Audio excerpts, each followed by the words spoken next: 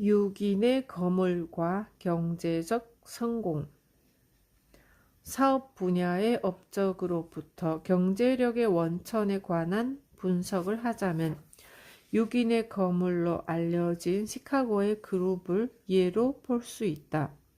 우선 자신의 이름을 딴 껌 회사를 소유하고 있으며 연간 1,500만 달러를 웃도는 개인 소득을 올리는 것으로 알려진 윌리엄 리글리 2세. 역시 자신의 이름을 딴 간이식당 체인을 경영하고 있는 존 톰슨. 로드 앤 토머스 광고 에이전시를 소유하고 있는 레스커. 미국에서 가장 큰 운송회사인 팜리 익스프레스를 소유한 맥클로프. 택시 사업체 소유주인 리치와 헤르츠가 그 구성원이다. 공신력 있는 재정 분석 회사에 따르면 6명의 연간 수입은 2,500만 달러를 웃돌며 개인적으로는 평균 400만 달러를 웃돈다고 한다. 이들을 분석한 결과 그 누구도 특별한 교육의 혜택을 받은 적이 없으며 사업 시작 당시 자본금이나 뚜렷한 신용도 없었다고 한다. 그들의 경제적 성취는 개인의 계획에 따른 것이지 여행에서 비롯된 것은 아니라는 사실이다. 여러 해 전에 이들은 사교적 모임을 결성하여 경영에 대한 다양한 아이디어와 제안을 상호 교환하고자 정기적인 모임을 열었다. 리츠와 헤르츠 두 사람을 제외하고 법적인 동업관계로 연결되어 있는 사람은 없었다. 모임의 목적은 상부상조 정신으로 서로 아이디어를 주고받는 협력관계의 구축에 있었지만 사업상 도움이 필요할 때는 금전적인 도움을 주기도 하였다. 6인의 거물 그룹에 속한 각 개인은 하나같이 백만장자이다. 이러한 사실에 대해서는 더 이상 말할 필요성이 없을 것이다. 그들이 경제적 성공을 거둔 것과 관련된 원인에 대해선 언급할 가치가 있다. 이를 연구 분석할 가치도 충분하다. 그들이 성공을 거두게 된 것은 자신의 마음을 다른 사람들과 조화의 정신으로 화합하게 하는 방법을 알고 있었다는 점이다. 그에 따라 마스터 마인드를 생성시켜 그들 각자는 마음의 문, 대부분 닫힌 대로 있는 마음의 문을 열 수 있었기 때문이다. US 철강 회사는 지구상에서 가장 강력한 산업 조직 중 하나이다. 이 거대한 산업기구는 시카고 근교 일리노이의 작은 마을 태생인 평범한 지방 변호사 엘버트 게리의 가슴에서 탄생하였다. 게리는 완벽한 조화의 정신으로 그와 다른 사람들의 마음을 화합하는 데 성공하여 마스터마인드를 창출하였다. 이것이 바로 위대한 US 철강 회사의 원동력이다. 여러분 주위에서 사업, 재정 혹은 어느 분야에서든 탁월한 성공을 거둔 사람들을 자세히 살펴본다면 그 성공의 이면에는 마음의 화학작용 원리를 적용했으며 그로부터 마스터마인드가 생겨난 것을 알 수 있다. 얼핏 성취는 한 사람의 공로인 듯 보일 때가 많지만 조금 더 자세히 살펴보면 이면에는 그와 마음을 조화시킨 사람들이 있음을 알 수 있다. 두 사람 이상의 사람이 있으면 마음의 화학작용 원리를 통해 마스터마인드를 창출할 수 있다는 것을 기억하길 바란다. 자신의 실수나 한계를 인정하고 이를 자신의 탓으로 돌리지 않는 자는 무슨 일을 하더라도 그가 속한 집단에 영향력을 끼칠 수 없고 큰 성공을 거둘 수는 없을 것이다. 조직화된 지식의 원리. 힘이란 지적인 노력을 통해 표현될 수 있는 조직화된 지식이다. 그룹의 구성원이 그들의 지식과 에너지를 완벽한 조화의 정신으로 통합시키지 않는 한 그 노력은 조직화되었다고 할 수 없다. 이러한 조화로움 협동의 노력 결핍은 사실상 모든 경영 실패의 주 요인이다. 나는 아주 촉망받는 대학생들에게 흥미로운 과제를 부여한 적이 있다. 그것은 헨리 포드가 부여하게 된 원인과 방법에 대한 보고서를 작성해 보라는 것이었다. 이 과제에서 학생들은 포드의 진정한 자산은 무엇이라고 생각하는지, 그리고 그 자산은 무엇으로 이루어져 있는지 구체적으로 서술하라는 지침을 받았다. 포드의 부자가 된 원인과 방법. 대부분 학생들이 재정적인 면과 재산 목록으로 포드의 자산을 분석하였으며 이런 것들이 그가 이룬 부의 원천이라고 제시하였다. 은행 잔고, 창고의 원자재와 완성품, 부동산과 빌딩, 신용 등을 포드의 부의 원천으로 꼽았던 것이다. 그러나 단 한 명의 학생만이 다음과 같은 분석을 하였다. 헨리 포드의 자산은 크게 두 가지로 나누어 볼 수 있다. 즉 1번 자본금, 원자재와 완성품. 2번 헨리 포드 자신의 경험으로부터 얻은 지식, 그리고 이러한 지식을 최대로 이용하는 방법을 아는 훈련과 조직과의 협력이다.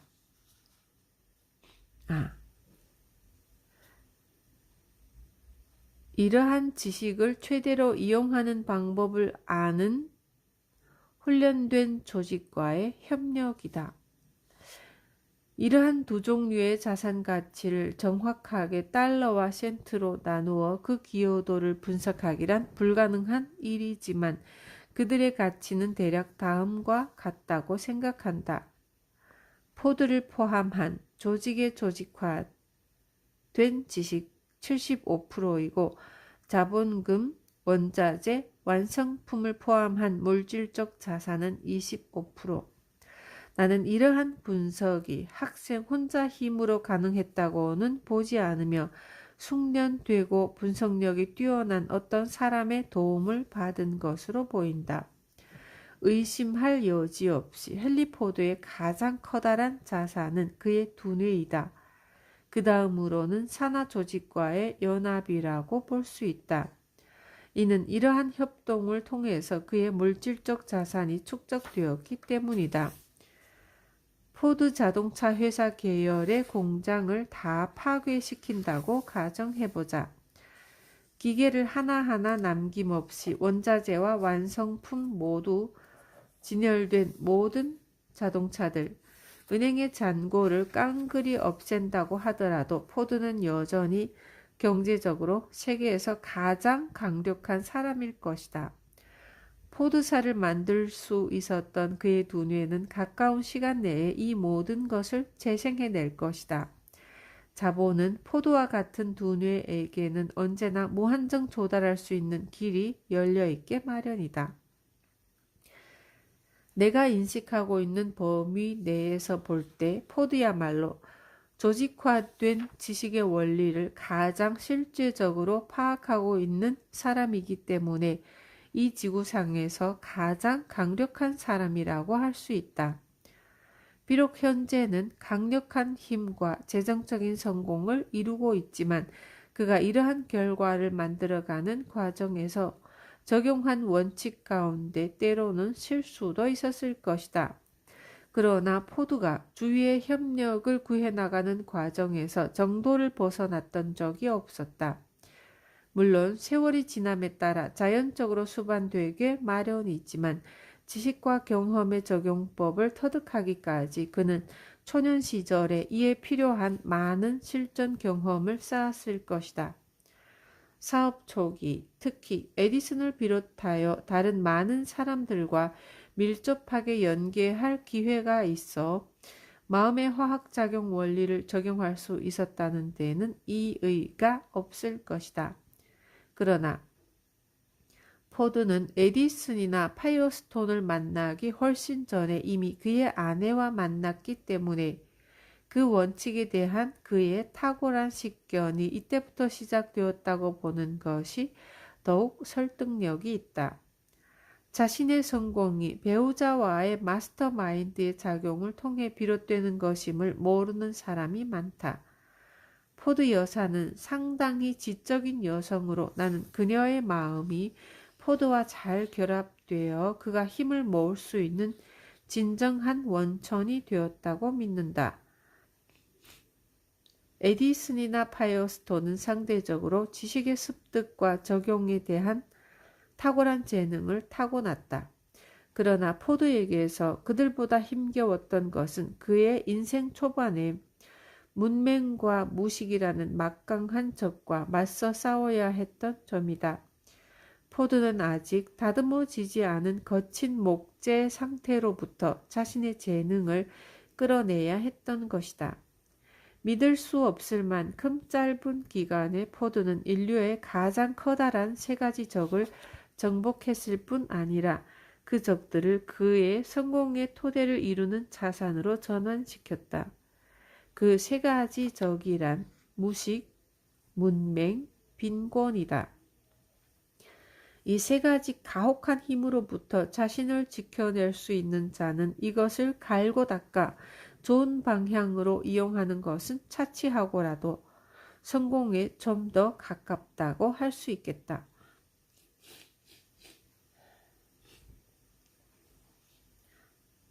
파워의 근원은 조직화된 노력. 우리는 지금 경제가 힘인 시대에 살고 있다. 모든 힘의 근원은 조직화된 노력에 있다. 한 산업체 내에서 고용인이 효과적으로 구성되었을 때만이 아니라 사업체 간의 합병이 능률적으로 이루어져 US 철강 회사의 예에서도 볼 수 있듯 이러한 결합으로 무제한적인 힘을 행사하게 된 예를 봐도 조직화된 노력이 가지는 힘을 알 수 있을 것이다. 오늘날 신문의 지면에 기업체와 사업체, 재정기관 간의 합병에 관한 보도가 나지 않는 날이 거의 없으며 그들은 다시 하나의 경영권 아래 막대한 자원을 모으고 강력한 힘을 이끌어내고 있다. 하루는 은행간, 또 하루는 철도회사, 다음 날은 철강회사 등등 모든 합병은 고도로 조직화되고 협동적인 노력을 통해 힘을 개발하려는데 그 목적이 있다. 방치되고 조직화되지 않은 상태의 지식은 힘이 될 수 없다. 그것은 진정한 힘으로 개발될 여지가 있는 잠재적인 힘에 불과하다. 도서관에는 현대 문명 사회를 가능하게 한 모든 지식의 기록들이 보존되어 있지만 이러한 지식은 조직화되지 않았기 때문에 힘이라고 볼 수 없다. 모든 형태의 에너지와 모든 동식물은 생존을 위해 조직화되어야 한다. 지금은 멸종하여 자연의 묘지 한 귀퉁이를 채우고 있는 거대한 몸집의 동물들은 오늘날 말이 없지만 조직화되지 않은 것은 결국 멸종한다는 것을 여실히 보여주고 있다. 물질의 최소 단위인 원자로부터 우주의 가장 커다란 별, 그리고 이 두 양극단 사이에 존재하는 모든 물질에서 자연의 제1법칙은 조직의 법칙이라는 것을 알 수 있다. 이러한 법칙의 중요성을 인식하고 자신의 사업에 적용할 방법을 모색하는 사람은 당연히 큰 이득을 볼 수 있다. 기민한 사업가는 조직화된 노력의 법칙의 중요성을 인식할 뿐 아니라 이 법칙을 자신의 힘의 깃틀로 삼을 것이다. 마음의 화학 법칙에 대한 지식이 없는 상태에서 혹은 이런 법칙이 있다는 사실조차 인식하지 못하는 많은 이가 그들이 가지고 있는 지식을 조직함으로써 거대한 힘을 지니게 되었다. 우연한 기회에 마음의 화학 법칙 원리를 발견해 이를 마스터마인드를 개발하는 데 이용한 대부분 사람들도 이에 진정한 특성이나 그들 힘의 원천을 인식하기에 이르지는 못하였다. 나는 현대인들을 볼 때 두 사람 이상이 화합을 이루고 힘을 기르는 과정에서 마음의 화학작용 법칙을 의식적으로 사용하고 있다고 생각한다. 만약 이런 추측이 사실이라면 여러분은 마음의 화학작용이라는 원리가 과용될 일말의 가능성은 거의 없다는 점을 알 수 있을 것이다. 경영을 하는 사람에게 가장 힘든 일 중에 하나가 자기와 관련된 사람들을 조화의 정신으로 협동하는 일이라는 것은 누구나 쉽게 수긍하는 일이다.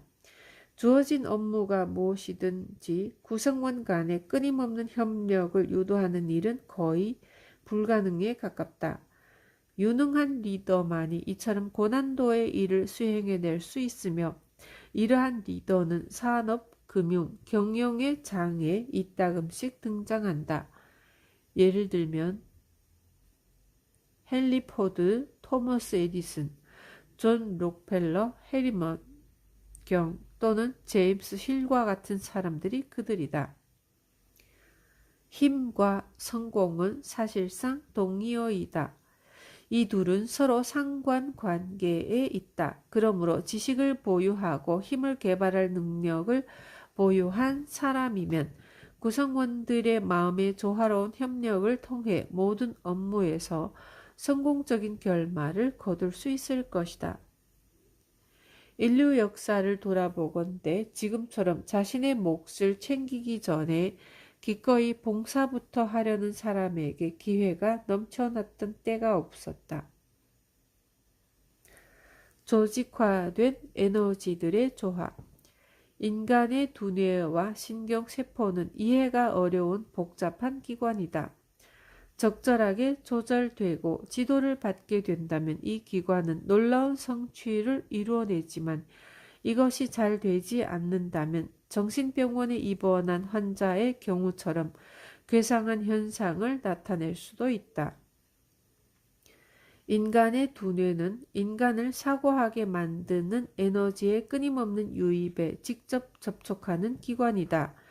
두뇌는 이 에너지를 받아들여 체내에 섭취된 음식물로부터 생성된 에너지와 혼합하여 혈류와 신경계의 도움을 받아 몸 구석구석에 분배해 준다. 이렇게 생명활동이 이루어지는 것이다. 도대체 어디서 이런 외부의 에너지가 유입되는 것인지 아는 사람이 없는 것 같다. 우리가 아는 것은 단지 이러한 생명활동을 해야만 하고 그렇지 않으면 그것은 곧 죽음을 의미한다는 사실뿐이다. 아마도 이 에너지는 에테르라고 부르는 것이 타당할 것이며 호흡을 함에 따라 공기 속에 산소와 함께 체내로 흘러들어오는 것으로 보인다. 정상인이라면 누구나 화학 창고를 지니고 있으며 이러한 화학 물질은 호흡, 흡수, 체내로 들어온 음식물의 혼합과 분해작용을 통해 영양소가 필요한 곳으로 운반, 분배될 수 있도록 하는 작용을 한다.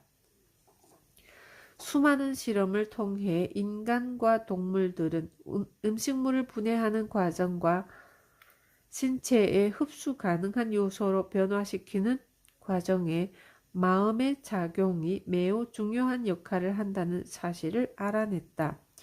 불안, 초조, 흥분, 공포 등은 소화작용을 방해하고 극단의 경우에는 모든 생리작동을 멈춰 질병이나 죽음에 이르기까지 한다. 이런 사실로 미루어 마음이 음식물의 소화와 분배라는 화학 반응에 관여한다는 것은 거의 확실하다. 과학적으로 증명된 사실은 아니지만 권위 있는 과학자들에 따르면 마음이나 사고라고 알려진 에너지가 부정적이거나 비신사적인 요소에 오염되면 모든 신경계통이 장애를 일으켜 소화작용이 저하되고 이는 갖가지 질병을 유발한다고 한다. 예를 들어 재정상의 어려움이나 일방적인 짝사랑의 경우가 이런 정신상 장애의 수위를 차지할 것이다. 가족 구성원이 끊임없이 잔소리를 하거나 어떤 일에 방해를 하는 등의 부정적인 환경에 놓이게 되면 그 안의 개인은 마음의 화학작용이 방해를 받게 되고 결국 야망을 잃고 점차 세상에서 망각되어 버리는 운명을 맞이하게 될 것이다. 그래서 여자는 남자를 잘 만나고 남자는 여자를 잘 만나야 인생이 제대로 열리지. 그렇지 않으면 인생을 그르칠 수도 있다. 이 말은 문자 그대로 참이다. 이에 대해서는 앞으로도 계속 강좌를 통해 언급하게 될 것이다. 우리가 먹는 음식물도 경우에 따라서는 사람의 위에 들어가면 소화불량에 걸리거나 격심한 고통을 유발하기도 하고 심지어는 사망에 이르게까지 한다. 건강이라는 것도 사실 부분적으로는 음식물이 조화를 이루었느냐에 달려있다고 할 수 있다. 그러나 음식물의 배합이 조화를 이룬 것만으로는 건강을 논하기에 충분하다고는 할 수 없다. 건강을 위해서는 마음이라고 알려진 에너지 간에도 조화가 이루어져야 한다.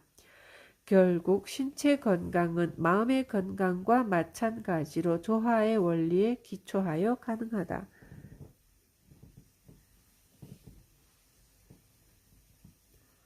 이렇게 조화는 자연 법칙의 하나라고 볼 수 있으며 이것 없이는 조직화된 에너지라든가 생명이라는 것도 있을 수가 없다. 조직화된 에너지의 조화가 깨지면 에너지는 무질서의 카오스 상태에 이르게 되고 힘은 작용을 하지 못하거나 멈추게 된다. 가령 신체의 장기가 조화롭게 기능을 하지 못하게 될 때 생명은 와해되고 죽음에 이르는 것이다. 조화는 또한 마스터마인드로 내가 명명한 마음의 화학작용 원리가 제대로 적용되는 중심축이다.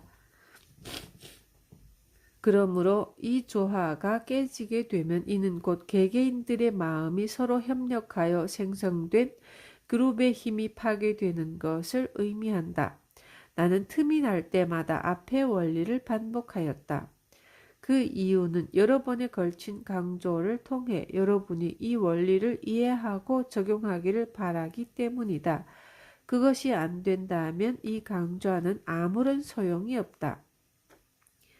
인생에서의 성공은 그 의미가 무엇이든지 간에 크게 자신과 자신이 처한 환경 사이에서 조화가 성립될 수 있는 방향으로 적응시키는 것이라고 볼 수 있다. 대궐에 사는 임금님도 국내에 조화가 없다면 오두막집에 사는 소장농과 다를 바 없다. 반면 오두막의 소장농일지라도 조화로운 삶을 이룬다면 대저택의 부자보다 행복한 삶을 살아갈 수 있다. 완벽한 조화가 없다면 가령 우주의 별과 행성이 조화를 잃게 되면 이들은 서로 충돌하여 모든 것은 혼돈과 무질서의 상태에 이르게 될 것이다. 이렇게 되면 천문학은 아무짝에도 쓸모없는 학문이 될 것이다. 조화의 법칙이 적용되지 않는다면 도토리는 밤나무, 포플러, 단풍나무가 마구 섞인 이질적인 종에서 자랄 것이다. 조화의 법칙이 없다면 머리카락이 자라나야 할 두피에 손톱이 자라나 머리에 뿔이 난 사람이 생겨날 것이다. 조화의 법칙이 없다면 지식의 체계 또한 없을 것이고 왜냐하면 체계화된 지식이라는 것도 사실 자연 법칙의 조화에 지나지 않기 때문이다. 인간사의 동업관계에 적용되는 조화이든 천체 행성들의 일괄적인 움직임에 적용되는 조화이든 불일치의 싹이 보이면 조화는 벌써 뒷문으로 빠져나가기 시작한다. 만약 여러분 생각에 내가 과도할 정도로 조화의 중요성을 강조한다는 느낌을 받았다면 이 조화의 결핍은 실패로 이르게 하는 첫 번째이자 마지막이며 그리고 유일한 원인이라는 것을 알아두길 바란다. 조화가 존재하지 않는다면 가치 있는 시도, 음악도, 웅변도 주의를 기울일 만한 성취를 이루지 못한다. 훌륭한 건축물은 조화의 소산일 경우가 대부분이다. 조화가 없이는 건축물이라는 것도 건자재 더미에 지나지 않을 것이며 그것은 아마도 괴물 같은 모습을 보일 것이다. 튼실한 경영 또한 조화 속에서 원동력을 찾을 수 있다. 잘 차려입은 남녀는 조화를 보여주는 움직이는 표본이다. 세상사에 아니 전 우주에 걸쳐 이처럼 조화로 이루어지는 일이 많은데 지각이 있는 사람이라면 이 조화와 인생의 명확한 목표를 따로 떼어놓고 생각할 수는 없다. 목표에서 제일 중요한 기반이 되는 조화를 빠뜨리는 것은 곧 명확한 목표가 없는 것과 같다고 할 수 있다.